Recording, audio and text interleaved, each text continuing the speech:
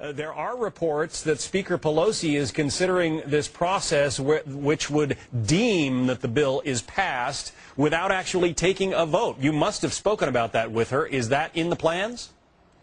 Well, I don't know if that's in the plans or not. There are 2 or 3 different ways to do this. That is one of the ways that's being discussed. And that's the way that's been used at least 100 times since I've been here in the Congress, and I've only been here 18 years. So this is nothing unusual. Well, but given the controversial nature of this bill, and you just admitted that it's controversial, wouldn't it be fair to the American people to let their elected representatives put it to a vote?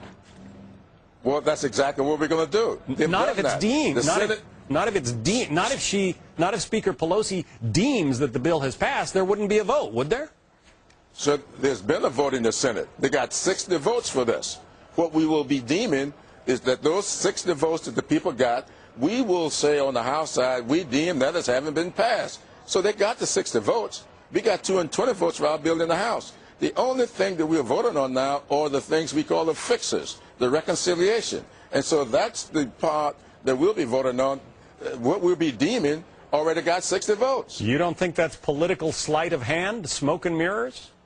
Well, you may want to call it sleight of hand, but the fact of the matter is, just because you labor it that doesn't mean that we didn't have it before. We've done that, as I said, more than 100 times since I've been here. And so this is nothing unusual. There's no trickery here at all. It is just that you do this process in order to facilitate the effort. Well, you know, pardon my skepticism, but you're talking about a $1 trillion bill. You're talking about rearranging maybe 1/6 of the American economy. It would seem to be unusual to enact this into law without a vote in the House of Representatives.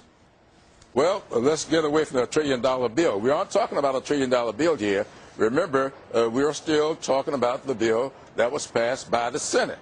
And last time I checked, the score on the Senate bill was like $850 billion.